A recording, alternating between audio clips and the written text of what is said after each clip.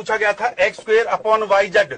तो ऐसे सवालों को करने के लिए देखिए, एक तो बेसिक ट्रिक है, एक तो लाइक और शेयर ठोक दीजिए महाकाल का, दबा के लाइक और शेयर ठोक दीजिए। पूरा साल मेहनत करता हूं आपके लिए बेटा, ऐसा नहीं चलेगा, ऐसा नहीं चलेगा।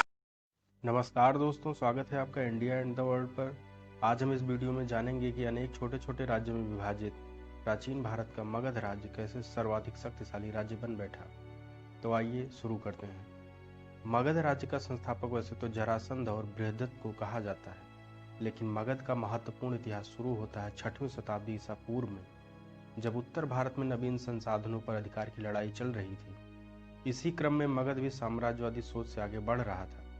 मगध के चारों ओर प्राकृतिक सुरक्षा के साधन थे और निकट के जंगलों से पर्याप्त हाथी भी मिल जाते थे, जिससे मगध की गज सेना में पर्याप्त वृद्धि हो गई। मगध के आसपास लोहे की पर्याप्त खान होने से लोहे के अनेक उन्नत किस्म के अस्त्र शस्त्र निर्मित हो गए। लोहे के बने कृषि उपकरणों से जंगलों को साफ कर कृषि क्षेत्र की वृद्धि करने में भी पर्याप्त सहयोग मिला। साथ ही साथ गंगा नदी के नौवहन योग्य होने से मगध के व्यापार में भी वृद्धि हो गई। यह वह समय था जब भारत 16 महाजनपदों में विभाजित था, जिनमें शामिल थे अंग, मगध, वज्र संघ, मल्ल संघ, काशी, वत्स, कोसल, चेद, सूरसेन, पांचाल, कुरु, मत्स्य, अवंती, अस्मक, कंबोज और गांधार। ये सभी महाजनपद सर्वश्रेष्ठ और शक्तिशाली बनने के लिए एक दूसरे से वर्चस्व की लड़ाई लड़ रहे थे, और इन्हीं में से मगध अपने भौगोलिक स्थिति और अपने शासकों की कुशलता के कारण भारत का सर्वाधिक शक्तिशाली राज्य बन बैठा, जिसे चुनौती देने का सामर्थ्य अब किसी के पास नहीं था। मगध को शक्तिशाली बनाने में कई राजवंशों का योगदान रहा है, जिसकी शुरुआत होती है हर्यक वंश से। इस वंश का संस्थापक बिंबिसार था। यह जैन व बौद्ध दोनों मत का पोषक था। इसने विजय, वैवाहिक संबंध में मित्रता के माध्यम से मगध को सर्वोच्च बना दिया। बिंबिसार ने पड़ोसी अंग राज्य के राजा ब्रह्मदत्त को हराकर उसकी हत्या कर दी और अंग को मगध में मिला लिया। बिंबिसार ने कुल 3 राजनीतिक विवाह कर वहां के राजाओं का समर्थन हासिल किया। पहला कोसल नरेश पर सेनजीत की बहन महाकोसला देवी से विवाह कर कोसल का समर्थन हासिल कर लिया था। दूसरा लिच्छवी गणराज्य के प्रमुख चेटक की पुत्री चेलना से विवाह किया। तीसरा मध्य देश के राजा की कन्या क्षेमा से विवाह किया। मगध की सबसे बड़ी शत्रुता अवंती से थी। इसके राजा चंड प्रद्योत से बिंबिसार की लड़ाई भी हुई, लेकिन बाद में दोनों के बीच मित्रता हो गई। बिंबिसार ने अपने राज्य वैद्य जीवक को अवंती नरेश चंड प्रद्योत के पीलिया रोग का इलाज करने के लिए भेजा। जीवक ने उसका सफल इलाज कर दोनों के बीच मित्रता को और मजबूत कर दिया। बिंबिसार ने ही राजगिरी नामक नगर बसाकर उसे अपनी राजधानी बनाई, जिसका वास्तुकार महागोविंद था। लेकिन बिंबिसार के पुत्र अजातशत्रु ने उसकी हत्या कर सिंहासन पर कब्जा कर लिया। अजातशत्रु अपने संपूर्ण शासनकाल में मगध साम्राज्य का विस्तार करता रहा। इसकी साम्राज्यवादी नीतियों से क्रुद्ध होकर कोसल और काशी ने मगध पर हमला कर दिया, लेकिन अजातशत्रु ने उन्हें पराजित कर काशी को पुनः प्राप्त कर लिया तथा कोसल नरेश की पुत्री वाजिरा से विवाह कर कोसल का समर्थन हासिल कर लिया। अजातशत्रु ने अपने विदेश मंत्री वत्सकार एवं शुद्धि के माध्यम से लिच्छवियों में फूट डालकर षड्यंत्र रचा और अंत में उन पर हमला कर उन्हें हरा दिया। इस प्रकार मगध के अधिकार क्षेत्र में काशी और वैशाली भी आ गई थी। अजातशत्रु ने राजगृह के निकट लिच्छवियों के संभावित हमलों से बचने के लिए एक दुर्ग का निर्माण कराया। अजातशत्रु के समय ही महात्मा बुद्ध को महापरिनिर्वाण प्राप्त हुआ था, और अजातशत्रु ने लगभग 483 ईसा पूर्व में प्रथम बौद्ध संगीत का आयोजन राजधानी राजगृह में करवाया और यहाँ एक स्तूप का निर्माण कराया। लेकिन अंततः जैसा अजातशत्रु ने अपने पिता के साथ किया था, ठीक उसी तरह उसके पुत्र उदयन ने भी उसके साथ किया। उदयन ने भी अपने पिता अजातशत्रु की हत्या कर सिंहासन प्राप्त किया। इसने अवंती को मगध में मिला लिया। उदयन ने गंगा सोन नदियों के मध्य पाटली ग्राम के दुर्ग के निकट पाटलिपुत्र नामक नगर बसाकर उसे अपनी नई राजधानी बनाई। उदयन के पश्चात अनिरुद्ध, मुंड और दर्शक, जिसे नागदशक भी कहा जाता है, शासक हुए। दर्शक की हत्या उसके अमात्यों ने कर शिशुनाग को मगध का नया शासक बनाया, और इस प्रकार लगभग 412 ईसा पूर्व में मगध पर शुरू हो जाता है शिशुनाग वंश। शिशुनाग ने अवंती और वज्र संघ पर पूर्ण नियंत्रण कर वैशाली को दूसरी राजधानी बनाई।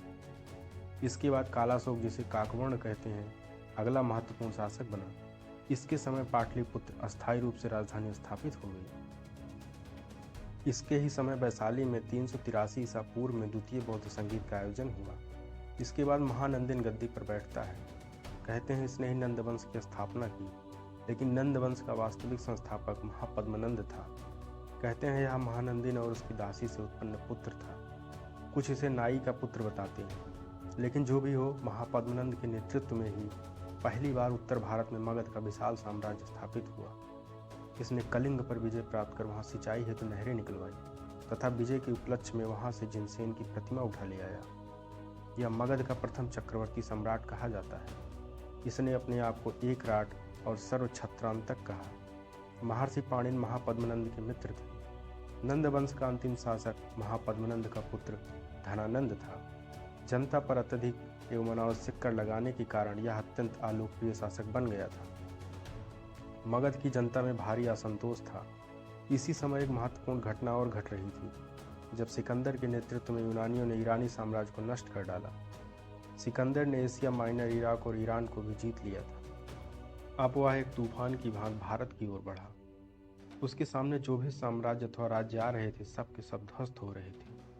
इतिहास के पिता कहे जाने वाले हेरोडोटस और अन्य यूनानी लेखकों ने भारत का वर्णन अपार संपत्ति वाले देश के रूप में किया था। इस वर्णन को पढ़कर सिकंदर भारत पर हमला करने के लिए प्रेरित हुआ। ईरान पर विजय हासिल करने के बाद सिकंदर काबुल की ओर बढ़ा, जहां से वह खैबर दर्रा पार करते हुए 326 ईसा पूर्व में भारत पहुंचा। तक्षशिला के शासक आम्भी ने सिकंदर के सामने तुरंत घुटने टेक दिए। झेलम नदी के किनारे पहुंचने पर सिकंदर का पहला और सबसे शक्तिशाली प्रतिरोध पोरस ने किया। ईरानी इतिहासकारों के अनुसार सिकंदर ने पोरस को हरा दिया, लेकिन पोरस की बहादुरी से प्रभावित होकर उसका राज्य लौटा दिया और पोरस को अपना मित्र बना लिया। लेकिन इसका एक और पहलू सामने आता है कि सिकंदर इतना दयावान तो था नहीं, जिसने न जाने कितने साम्राज्यों को जमींदोज कर डाला था। तो यहाँ उसे ऐसा क्या हो गया जो वह राज्य लौटा रहा था? इसे हम किसी और वीडियो में देखेंगे। फिलहाल हम मगध चलते हैं। सिकंदर ब्यास नदी तक पहुंचा और वह पूर्व की ओर बढ़ना चाहता था, परंतु उसकी फौज ने उसका साथ देने से इनकार कर दिया। यूनानी सैनिक लड़ते लड़ते थक गए थे और बीमारियों ने उन्हें धर दबाया था। भारत की गर्म आबो हवा और 10 सालों से लगातार विजय अभियानों में लगे रहने के कारण वे घर लौटने के लिए अत्यंत आतुर हो गए थे। उन्हें सिंधु किनारे भारतीय शौर्य का भी आभास मिल चुका था।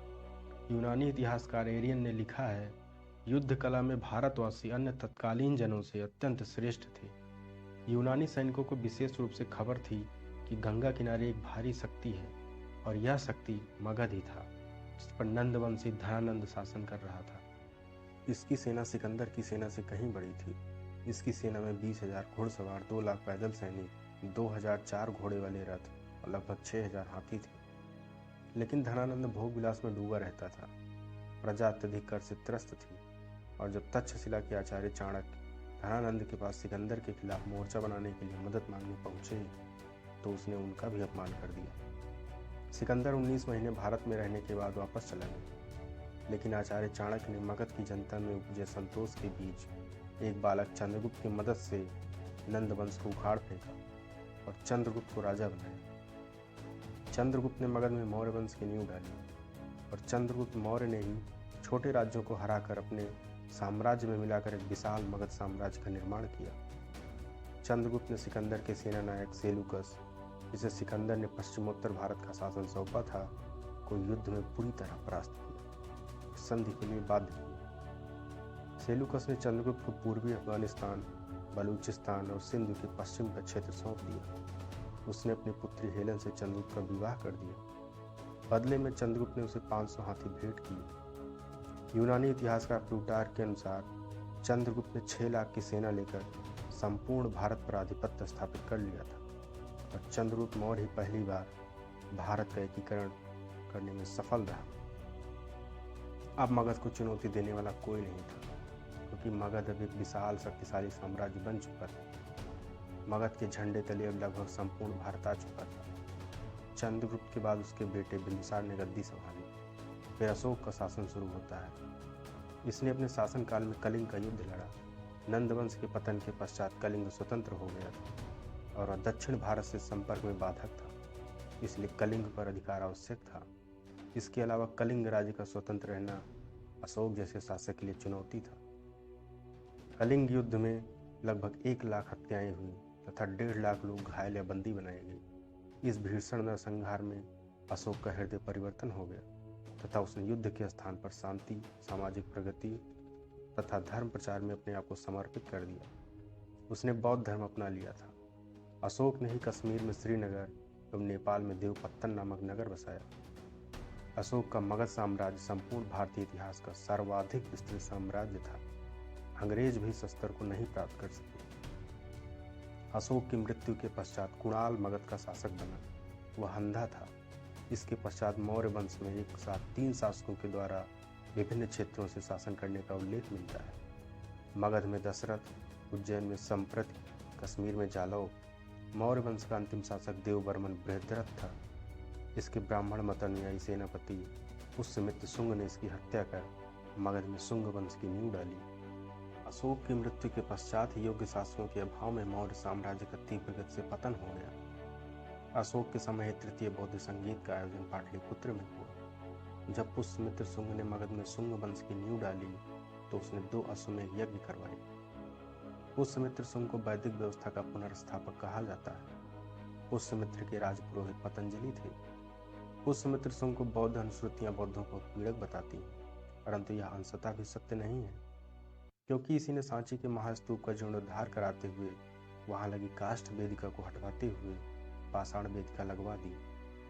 अंतिम शुंग शासक देवभूति की हत्या उसके मंत्री वसुदेव कण्व ने करवा कर मगध में कण्व वंश की नींव डाली। इस वंश के शासक काफी कमजोर साबित हुए और इसी कमजोरी का लाभ उठाते हुए आंध्र सातवाहन वंशीय शासक सिमुक ने अंतिम कण्व वंशीय शासक सुधर्मा की हत्या कर मगध को अपने साम्राज्य में मिला लिया और इस प्रकार महान मगध साम्राज्य का अंत हो गया। तो ये कहानी थी मगध की।